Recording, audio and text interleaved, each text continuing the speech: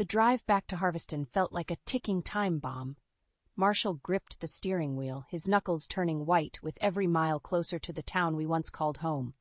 I could sense the tension radiating off him, a storm brewing beneath his usually calm exterior. "You know, we don't have to do this," I said, reaching over to rest my hand on his arm. He exhaled deeply, his shoulders rising and falling with the weight of 1,000 unsaid words. "Yes, we do.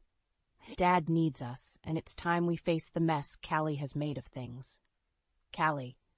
The mere mention of her name ignited a spark of resentment within me. Marshall's sister had always been a thorn in our side, a constant reminder of the dysfunction that plagued his family. As we pulled up to the familiar vineyard estate, the once vibrant rows of grapevines now withered and neglected, a sinking feeling settled in the pit of my stomach. This was supposed to be our fresh start, a chance to help restore the legacy Marshall's father had built from scratch. Callie emerged from the main house, her arms crossed defiantly over her chest. Well, if it isn't the prodigal son and his city slicker wife," she sneered, her words dripping with venom. Marshall stepped forward, his jaw clenched. "Callie, we're here to help Dad, whether you like it or not." "Help?" she spat back. "You abandoned this family years ago, and now you think you can just waltz back in and play the hero?" I placed a hand on Marshall's back, a silent reminder to stay calm. But the anger simmered beneath the surface, threatening to boil over. "We're not going anywhere, Callie," I said firmly. "This is our home too, and we're going to do whatever it takes to save this vineyard, with or without your cooperation." Her eyes narrowed, and for a moment, I caught a glimpse of the little girl who had always resented her big brother's success. "We'll see about that," she hissed before turning on her heel and storming back inside. As we stood there, the weight of the battle ahead hanging heavy in the air, I knew one thing for certain. This was just the beginning of our fight to reclaim what was rightfully ours. The moment we stepped onto the vineyard grounds, the sense of neglect hung thick in the air.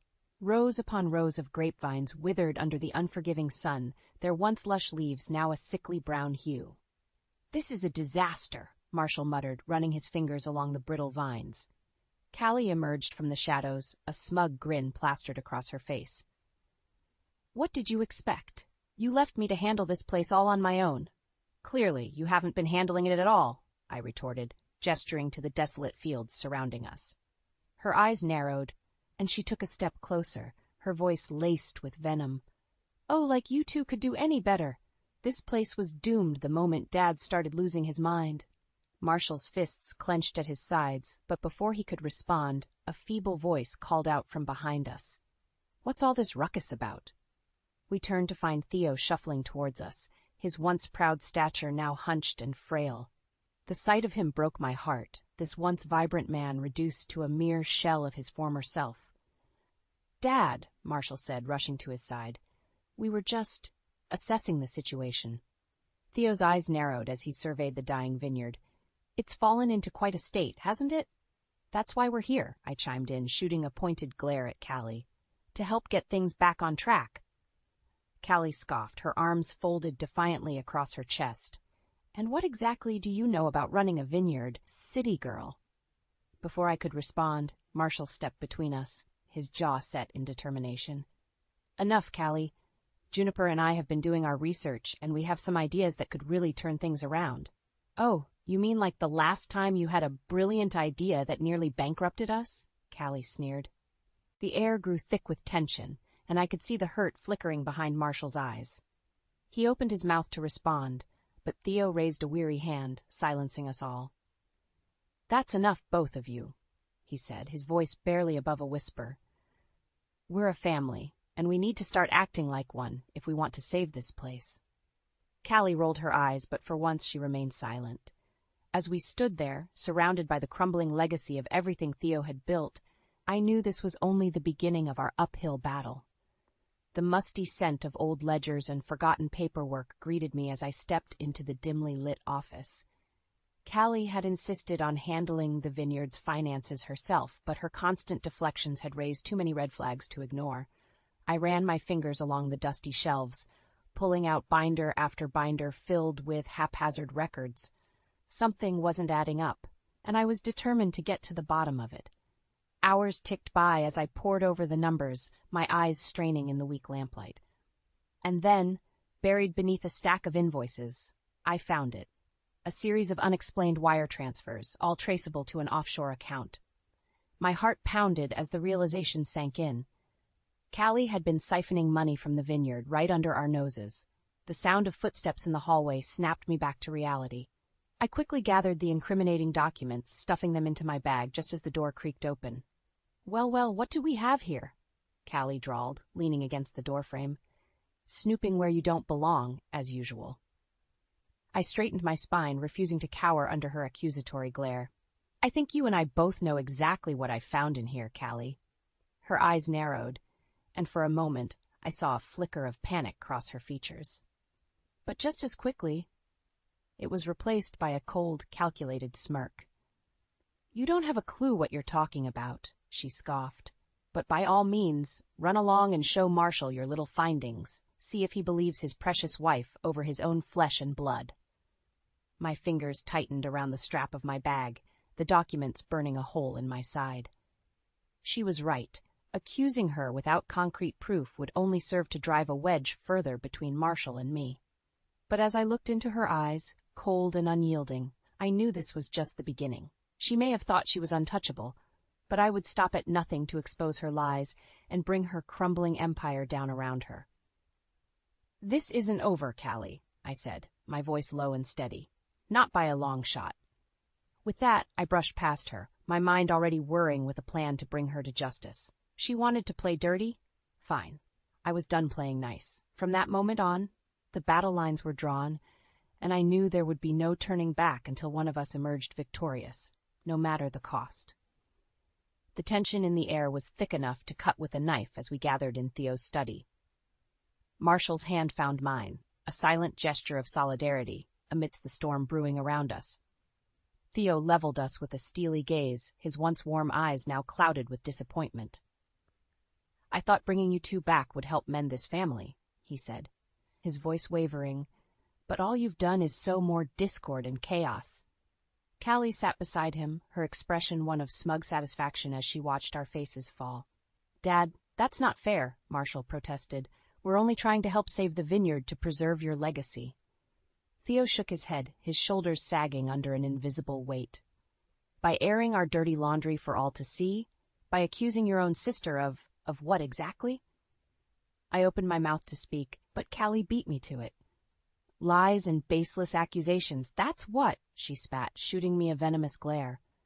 Juniper's been trying to turn you against me from the moment they arrived. Can't you see that? Theo's gaze shifted to me, and I felt my heart sink at the flicker of doubt in his eyes. Is this true, Juniper? He asked, his voice barely above a whisper. I wanted to scream, to lay out all the evidence I'd uncovered of Callie's betrayal. But one look at Marshall's pleading expression stopped me in my tracks. Swallowing hard, I forced a tight smile. Of course not, Theo. We're just concerned about the state of things, that's all. Callie's smirk widened as she leaned back in her chair, reveling in her momentary victory. Theo sighed heavily, pinching the bridge of his nose. Then I see no other choice. For the sake of this family, I'm going to have to ask you both to leave Harveston. Immediately. The words hit me like a physical blow, knocking the wind from my lungs. Marshall's grip on my hand tightened as he turned to his father, eyes wide with disbelief. You can't be serious, he stammered. This is our home, our family's legacy. But Theo had already made up his mind, his expression hardening into a mask of grim resignation. As we walked out of that study, the weight of defeat pressing down on us, I caught Callie's eye one last time. Her gloating sneer said it all. She had won this round, but the war was far from over. Steeling my resolve, I vowed to myself that I wouldn't rest until I had exposed her lies and reclaimed what was rightfully ours. No matter how long it took, vengeance would be ours. The weight of Theo's words hung heavy in the air as Marshall and I packed our belongings. Callie had won this battle, but the war was far from over. We can't just give up, Marshall muttered, tossing another shirt into his suitcase. This vineyard is my birthright, our future. I placed a hand on his arm, my touch steadying his frantic movements. And we'll get it back, I assured him. But not like this. Callie's beaten us at her own game for now. His shoulders slumped, resignation seeping into his features. But then a flicker of determination reignited in his eyes. "You're right," he said, straightening his spine. "If we're going to take her down, we need to play by a different set of rules." A sly grin tugged at my lips as the seeds of a plan took root. I might have an idea about that. Over the next few weeks, we scoured Harveston, until finally we found it, a ramshackle old vineyard on the outskirts of town, ripe for renovation. "It's a fixer-upper, for sure," I mused, surveying the overgrown fields and dilapidated buildings. "But with a little elbow grease, we could turn this place into a real contender." Marshall's eyes shone with renewed hope as he nodded. "Then that's exactly what we'll do. We'll build this place up from the ground, show everyone what true dedication and hard work can achieve." And so we got to work. Day and night, we toiled alongside a small crew of hired hands, pruning back the wild growth and breathing new life into the abandoned structures. All the while, I channeled my marketing expertise into creating a buzz around our fledgling vineyard. Social media campaigns, local event sponsorships, no stone was left unturned in my quest to put our name on the map. Callie, of course, caught wind of our efforts. One sweltering afternoon, as we oversaw the installation of new tasting room furniture, her shrill voice cut through the air like nails on a chalkboard. "If it isn't the two village idiots playing make-believe with their little pet project," she sneered, sauntering up to us with her usual air of arrogant superiority. Marshall tensed beside me, but I shot him a warning glance, squeezing his hand to keep him grounded. "Why don't you save your breath, Callie?" I said, my voice low and even. "This pet project is just the beginning.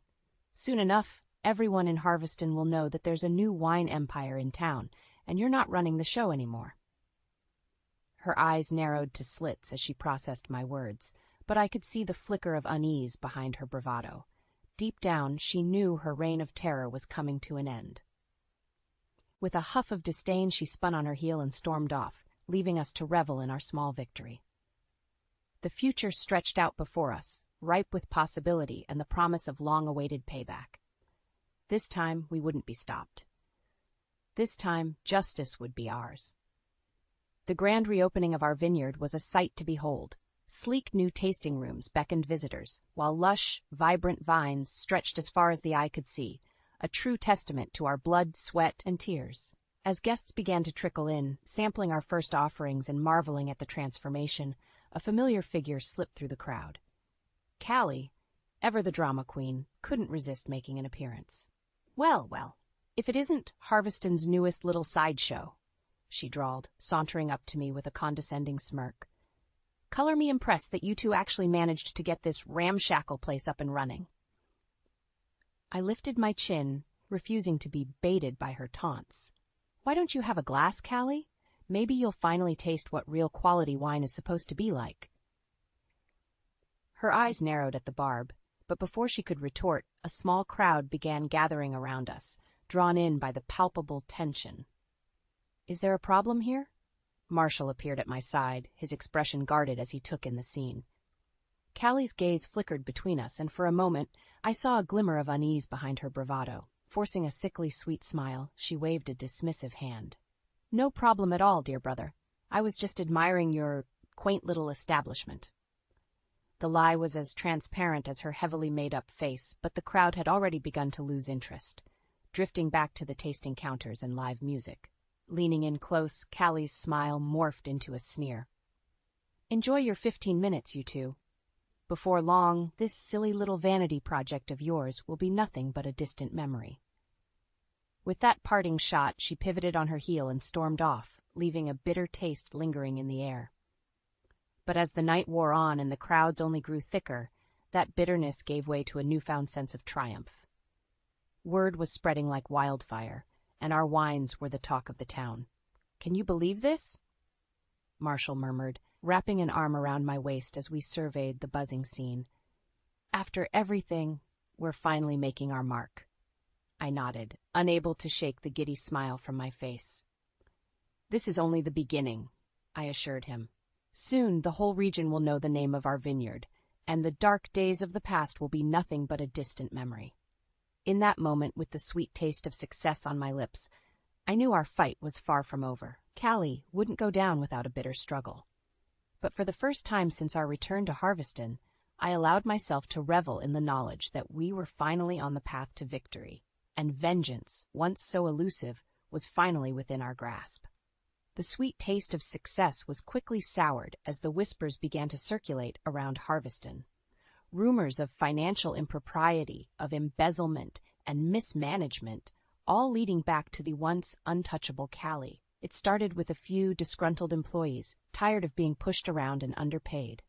Then, like a spark to kindling, the story caught fire, fanned by years of Callie's arrogance and disregard for anyone but herself. As the allegations piled up, scrutiny from local officials and auditors intensified.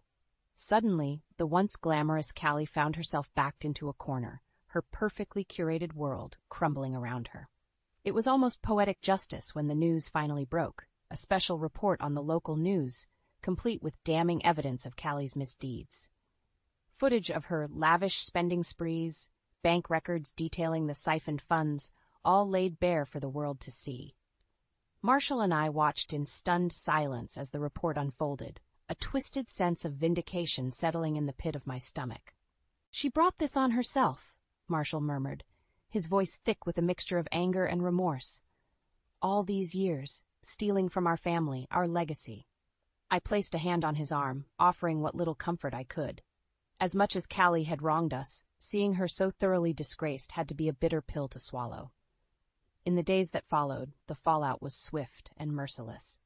Callie found herself ostracized, cut off from the high society circles she'd once ruled with an iron fist. Vendors and suppliers severed ties, leaving the family vineyard in a state of unprecedented chaos. And then, the final nail in the coffin, a visit from Theo himself. Callie's expression was one of pure disbelief as the old man approached us, his face etched with lines of regret and sorrow. "I should have listened to you," he said, his voice heavy with shame. "All this time I let her manipulate me, blind me to the truth." Marshall stepped forward, enveloping our father in a fierce embrace. "It's not too late," he assured him. "We can fix this together." Theo's watery gaze found mine, and in that moment I saw the glimmer of the man he used to be, the strong, proud patriarch who had built an empire from nothing. "Please," he implored, reaching out to grasp my hand, "help me make things right for all of us." As I looked into his pleading eyes, I knew that the long, arduous road to redemption was just beginning. But this time, we would walk it together, as a family, united against the demons that had nearly torn us apart. This was more than just revenge. It was a chance to rebuild, to rise from the ashes of Callie's betrayal and reclaim what was always meant to be ours. And damn it all, if I wasn't going to make sure we seized that chance with every ounce of determination we had left. The air was thick with a heady mix of anticipation and apprehension as we gathered in Theo's study once more. This time, however, the dynamic had shifted. The prodigal children returned, ready to reclaim their birthright. Theo's gaze was heavy with remorse as he regarded us, the weight of his past mistakes etched into the lines of his weathered face. "I don't know how I'll ever be able to make amends for the way I've treated you," he said, his voice trembling with emotion. Letting Callie poison my mind against my own flesh and blood, Marshall reached out, clasping his father's hand in a firm, reassuring grip. "What's done is done, Dad. All that matters now is that we move forward together, as a family." A flicker of hope ignited in Theo's eyes, and he gave a solemn nod. Clearing his throat, he straightened his shoulders, a ghost of his former commanding presence shining through. "Which is why I'm entrusting the future of this vineyard to the two of you." The words hung in the air, their weight nearly palpable. I shot a sidelong glance at Marshall, searching his expression for any trace of hesitation or doubt, but all I saw was steadfast determination. "We won't let you down," he vowed, his voice thick with conviction. "The Harveston name will be restored to its former glory, and then some." A small, proud smile tugged at the corners of Theo's mouth. "I have no doubt about that, son." His gaze shifted to me, and the warmth in his eyes was like a soothing balm after years of Callie's icy disdain. "You've both proven yourselves time and again. This vineyard couldn't be in better hands." As we embraced, a wave of emotions threatened to overwhelm me. After everything we'd endured, the betrayal, the pain, the relentless fight for justice, We had finally emerged victorious. The path ahead was littered with challenges, to be sure, but for the first time in what felt like an eternity, I allowed myself to bask in the sweet taste of vindication. Later that night, as Marshall and I strolled through the verdant fields that would soon be under our care, I couldn't help but steal a glance toward the dilapidated buildings in the distance, remnants of Callie's crumbling empire. A pang of something akin to pity tugged at my heart. She had brought this ruin upon herself, yes, but some small part of me still mourned the loss of the bright, vibrant young woman she'd once been, before greed and jealousy had twisted her into a mere shadow of her former self. As if sensing the direction of my thoughts, Marshall gave my hand a gentle squeeze. "She'll find her way back," he murmured. "If there's one thing I've learned, it's that redemption is always possible, if you're willing to fight for it." I nodded, leaning into the solid warmth of his embrace as we watched the sunset paint the sky in brilliant hues of gold and crimson. A new dawn was on the horizon, ripe with second chances and the promise of a brighter future. And this time, nothing and no one would stand in our way.